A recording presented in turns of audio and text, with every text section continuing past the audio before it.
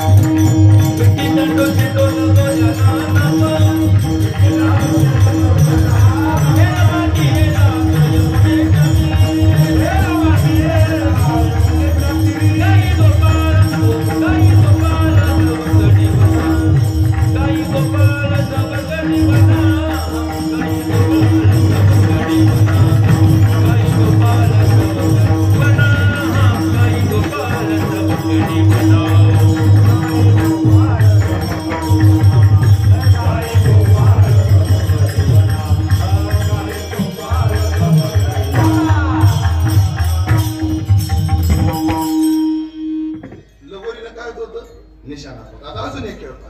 ज्याच्या हातात चेंडू पडत त्याने घ्यायचा आणि दिसल त्याला हाणायचं. बक्काबुक्की.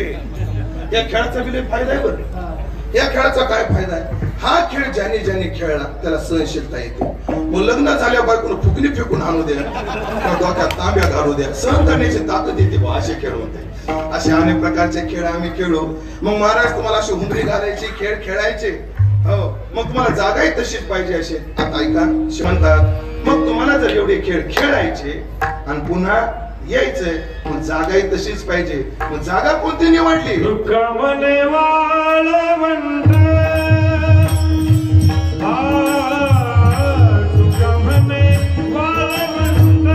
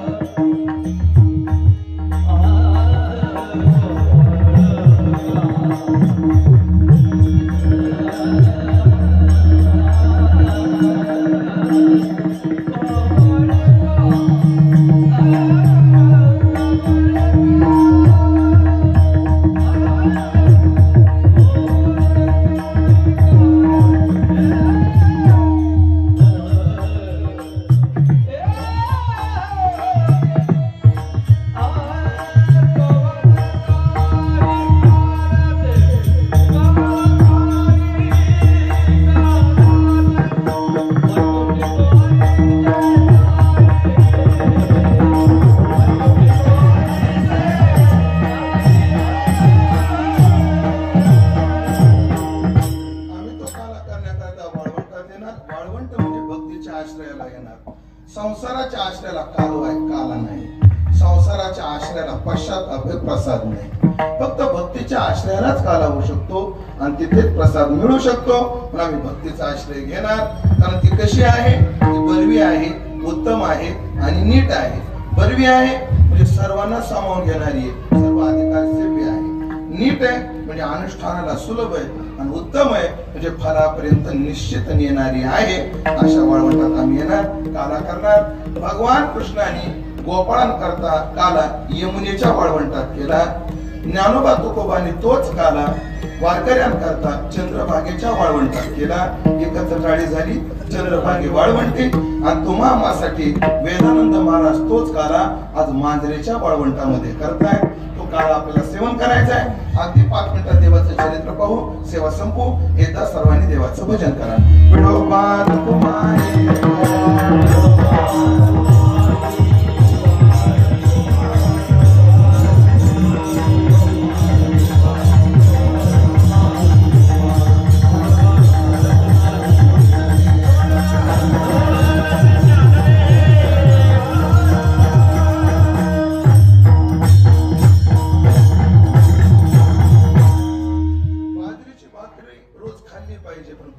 खाल्लीच पाहिजे. तसं कृष्णाचं चरित्र रोज गायलं पाहिजे, आज मात्र गायलंच पाहिजे असा नियम आहे. पण देवाचं चरित्र आज गायचंय आपल्याला.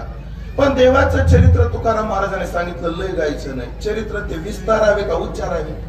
उच्चारावे. आधी त्याचा थोडक्यात उच्चार करायचा. वसुदेव देवकीच्या पोटी भगवान कारागृहात जन्माला आले. लगेच देवाचं रूप पाहून वसुदेवानं मिठी घातली. देवकी म्हणजे मिठी घालायची वेळ नाही. सोडा सोडा मिठी, लपवा लपवा जगजेठी. याला लपवलं पाहिजे. अगं पण याला लपवायचं कुठं? याला जागा कोणती आहे लपवायला? चित्ता केले गवसनी व्यापका मज. म्हणून त्यांनी सांगितलं भगवंतानं मला इथं ठेवू नका, मजनी गोकुळाला. वसुदेवानं भगवंताला उचलल्याबरोबर सगळी बंधनं गळून पडली. यमुनेत प्रवेश केला. यमुनेत प्रवेश केल्यावर यमुनेला पूर चढू लागला. अंगठा लावला, पूर ओसरला आणि भगवंतानं देवाला गोकुळात ठेवलं. ठेवी तेथे देवाजीला आणि माया घेऊन आला. इकडं माया आल्याबरोबर रडे माया करी आकांत हे झालं मथुरेत. आणि इकडं कृष्ण गोकुळी जन्माला किंवा गोकुळीच्या सुखा अंत पार नाही रेखा. त्या गोकुळात आनंदीच आनंद झाला.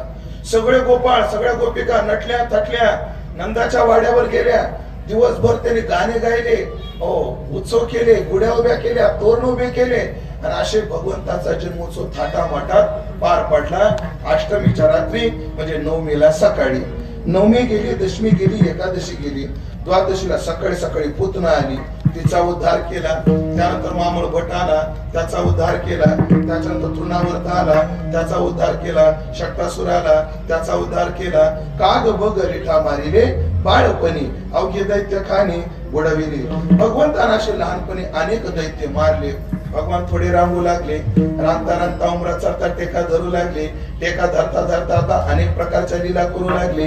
एके दिवशी भगवंताचा सुंदर शृंगार यशोदेने केला आणि भगवान असे बाहेर निघाले. बरं, तर गोकुळामध्ये कोणी सुना, कोणी लेखी, कोणी एके स्वतंत्र. कोणी सुना होत्या, कोणी लेखी होत्या आणि कोणी सासवा होत्या. सुना कामात गर्क होत्या, लेखी खेळण्यात गर्क होत्या. पण गोकुळातल्या ज्या म्हाताऱ्या होत्या त्याला काही कामच नव्हते. सगळ्या म्हाताऱ्या कवटवर बसलेल्या होत्या. आज कृष्णाचा सुंदर शृंगार करून कृष्ण पुढून आला. तो कसा चालायचा गाच्यातलं नाही, तो ऐकून घ्या. कृष्णाच्या बाळाच्या पायी वाजती पैंजण.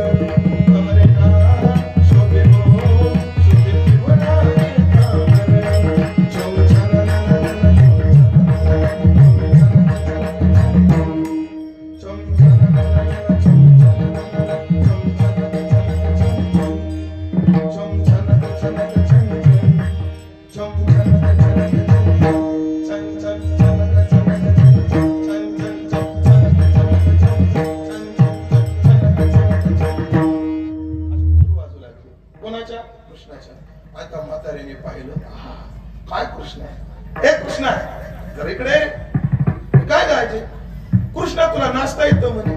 हो, कोणाच्या वरातीत पाहिलं बरं आपलाच असतो ना, आपली नागिन तर एक नंबर. कृष्णा थोडं नाचून दाखव बरं. नाच रे तो कृष्णा मजला पाहू, नाचून म्हणले नाचतो पण फुकट नाही, मला काय देशील? म्हातारा एवढ्या हुशार, त्यामध्ये कृष्णा तू जर आमच्या पुढे नाचला ना तुला ओंजळभर दाब देऊ. बघा किती चालू म्हातारा, म्हणजे इथंच्या नाही गोकुळातल्या सांगतो बरं विठ्ठल, इथंच्या नाही. 2 लाख ध्यानात राहू द्या. तुमचे 25 काढून घ्या वाटल्या 75 ओंजळ भरता पण भक्ता करता ऋण पेडावया अवतार केला अविनाशाला आकाराशी.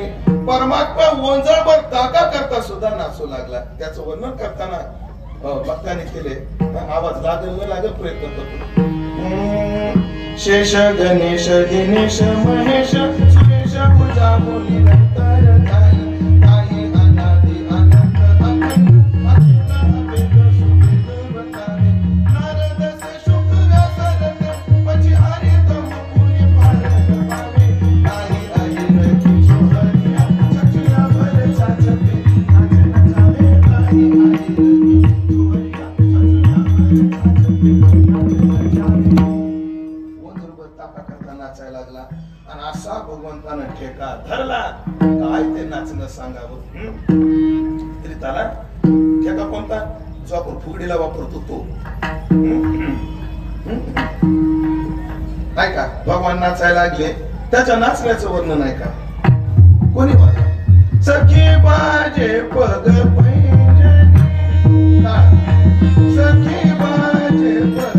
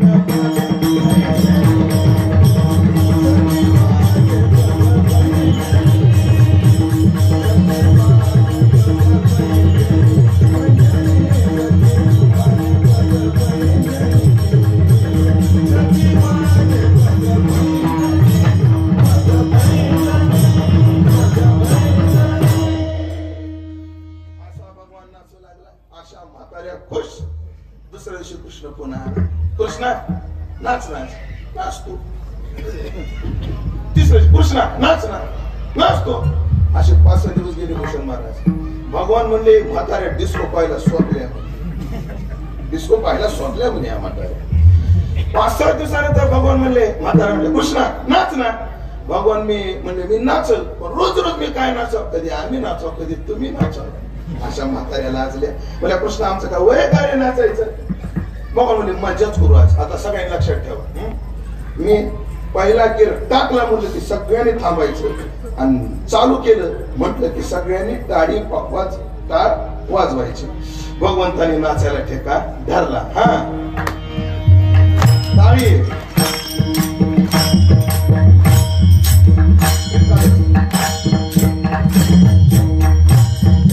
भगवंताने नाचायला टेका धरला. चांगला नाच रंगात ठेवून दिला. आणि परमात्म्याने पहिला घेर टाकल्याबरोबर दगडावरच्या म्हाताऱ्या खाली उतरल्या. धरला ना म्हातारीने टेका. बघता काय म्हाताऱ्या भगवान परत त्यांच्या सुनाकडे गेला. म्हाताऱ्या त्यांच्या सुनाकडे गेल्या. सुनाकडे अगं बघा बघा गावात काय मजा आहे, कसा डान्स चालू आहे. सुना आल्या आणि येऊन पाहतात म्हाताऱ्या नाचायला लागल्या. एक सून दुसऱ्या सुनाला म्हणते अगं त्या दमडीला लेकरू घे माझ्या कोपर पडून येते.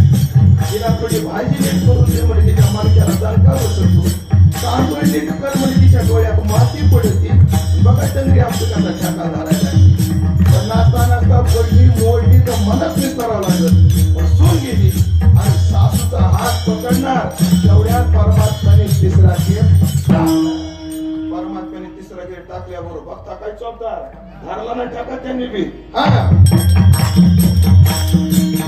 या म्हाताऱ्यांचे म्हातारे शपथ काम करू लागले. सगळे बोलणं करू लागले.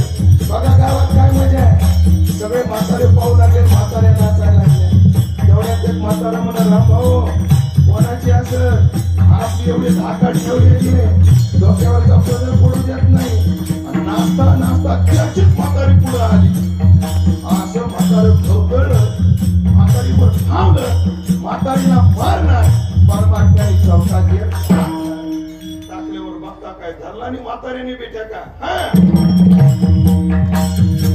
पोरं बोलून आले. बघा गोकुळात काय मजा आहे. पोरं म्हणू लागले जरा म्हातारा म्हातारी लय चांगले होते. ते मोबाईल आले तसे बिघडले. पण हे निघताना लागलं आपल्याला आणि म्हातारा म्हातारीचा हात पकडणार तेवढ्या परमात्म्याने पाचवा घेर टाकला. टाकल्याबरोबर बघता काय धरला ना टाका त्यांनी बी. असे दादा लागले. शिवसमाधी फुलले ऋषी मुनीची सारी. वेद पडत ब्रह्मा फुले फुले ब्रह्मचारी. सगळे नाचायला आठो मोठ्या नाचू लागल्या परिवारे सहित. स्वर्गीच्या अप्सरा नाचती. सगळे आनंदात नाचू लागले.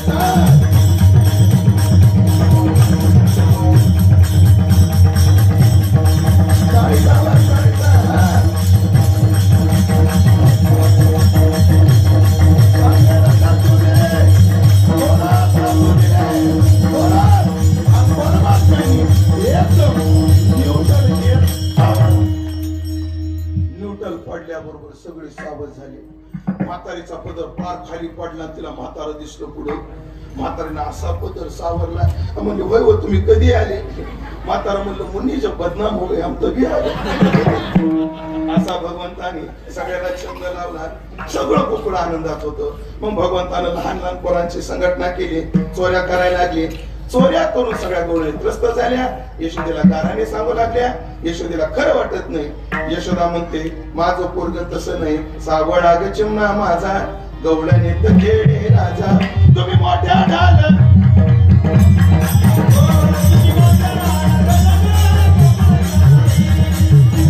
तुम्ही पुण्याची गोटी लागता दयाचे पाठी. तुमची एवढी तरी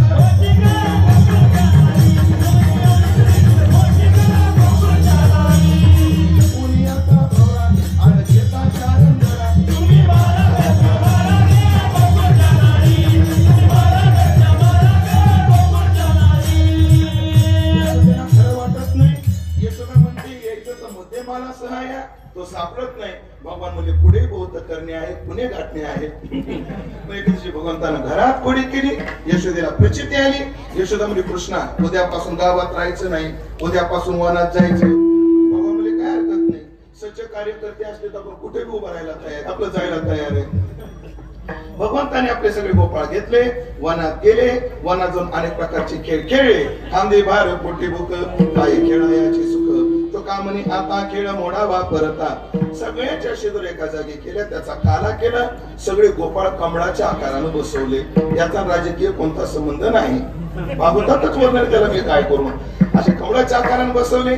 देवडे परमात्मा उभे राहिले, बोटामध्ये लोणच्याच्या फोडी ठेवल्या, उजव्या हातात प्रसादाचा कवळ घेतला, सगळ्यांचं लक्ष आपल्याकडे केंद्रित केलं. सगळ्यांनी इकडे बघा, पाठीमागचे पिंपळा खालचे वडा खालचे सगळे इकडे बघा.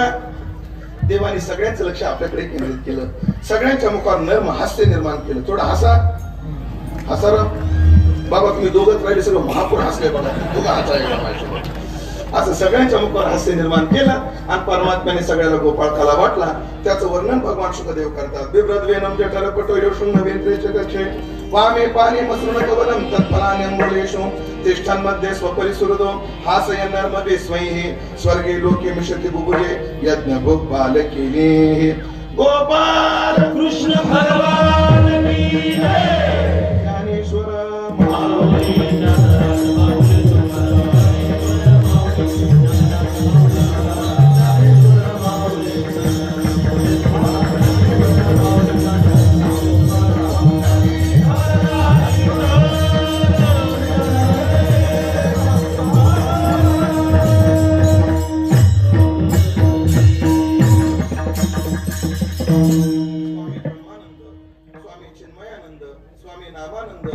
त्यांचीच परंपरा चालू नाही. स्वामी वेदानंद पूज्यपाद स्वामीजीचं जन्मगाव हीच त्यांची कर्मभूमी. संसाराचा फक्त जन्म त्यांनी प्रसंगी स्त्री देह शून्य अंगे येतून जन्म आगवी सोहळी की जे स्त्री शरीराला स्पर्शच नाही, कसाच नाही. बायको असून सुद्धा ब्रह्मचार्याला लाजवेल, वानप्रस्थाला लाजवेल आणि संन्यासालाही लाजवेल अशी आचारनिष्ठा जपून समाज बोलून नाही शिकवला, समाज क्रियेतून शिकवला, वागून दाखवलं. कसं त्यागमय जीवन असावं, कसं परमार्थिक जीवन असावं. शिक्षण एकही भाषा एकही शब्द शिकले नाही, पण कोणाला अध्यात्मातला कोणताही प्रश्न पडू द्या कधी उत्तर नडलं नाही. कोण्या पोथीतला काना मात्रा उकार चुकू द्या कधी त्याच्या नजरेतून सुटला नाही. याची संगती काय? याची संगती एक आहे. काहीच कुठं शिकले नाही, सर्व ज्ञान जागेवर कसं काय झालं? ज्ञानोबाराय म्हणतात एकेची ठाई बैसला सर्वत्र तोची गेला. म्हणजे एकेन विज्ञातेन सर्व विज्ञातम भवती. सगळ्या जगाच्या ज्ञानाला आधार असणारा ज्ञानरूप परमात्मा तो आपला केला की बाकीचे ज्ञान आपोआप होतात. या अवस्थेपर्यंत गेलेले महात्मे. अशा साधूंचं या गावाला सहवास लाभला आणि त्यांनी देह शांत होऊन इहलोकीची यात्रा संपवून बघता बघता 25 वर्ष झाली. आणि या 25 वर्षाच्या प्रवासात तुम्ही सुद्धा मोठ्या निष्ठेने महाराजांचा उत्सव चालवला. आणि हा उत्सव चालवत असताना रौप्य महोत्सवी वर्ष आपण संपन्न करत आहात आणि त्यामध्ये एक ज्ञानावती टाकण्याचं भाग्य मलाही प्राप्त करून दिलं. त्याकरता मी सगळ्यांचे आभार मानतो. आज या ठिकाणी मी कीर्तन करण्याकरता आलोच नाही. इथं मी का आलो? केवळ बाबाजीची जी आज्ञा आली ती पाळण्याकरता आलेलो आहे. कारण माझी प्रकृती, माझी धावपळ या 4 दिवसाची एवढी आहे. आणि आता पुण्याहून आलो, आता पुण्याला जायचंय. रात्रभर प्रवास करून सकाळी 5ला आलोय आणि आता सगळं उभा आहे. आता कीर्तन करून लगेच पुण्यात जायचं आणि पुण्याचं कीर्तन करून सकाळचा काकडा पंढरपुरात गाठायचा. अशी धावपळ आहे. पण ही ताकद कोण देतं? असे साधू देतात. वेदानंद महाराजांच्या चरणी सेवा समर्पित करतो. मी सुरुवातीलाच बोललो इथं खूप गुणीजन महाराज मंडळी आहेत. सर्वांचा काही नाम उल्लेख करणं मला शक्य नाही, पण माझे हृदय असतं आदरणीय हरिभक्ती परायण आपल्याच भागात येईल. पण महाराष्ट्रामध्ये चाकोरीबद्ध कीर्तनकाराची यादी जेव्हा निघते तेव्हा ती यादी आमच्या भूषण महाराजापर्यंत येते. हे ध्यानात ठेवा. अशा आमचे भूषण महाराज ते या ठिकाणी उपस्थित आहेत. आदरणीय बळी भाऊ आहेत. तुम्ही सर्वच मंडळी आहात. सर्वांविषयी सद्भाव व्यक्त करतो. वाणीला पूर्णविराम देतो. आता जे विठ्ठल होईल विनेकरी इथं येतील. हंडीचा अभंग होईल, प्रसादाचा अभंग होईल. चाली जर द्यायचे असतील तर प्रसादाच्या अभंगाला द्या. कारण मला मात्र सगळ्यांचा निरोप घ्यावा लागेल. सगळ्यांचं इथून दर्शन घेतो. आशीर्वाद द्या आणि मला मार्गस्थ करा. विठ्ठल जय जय विठ्ठल.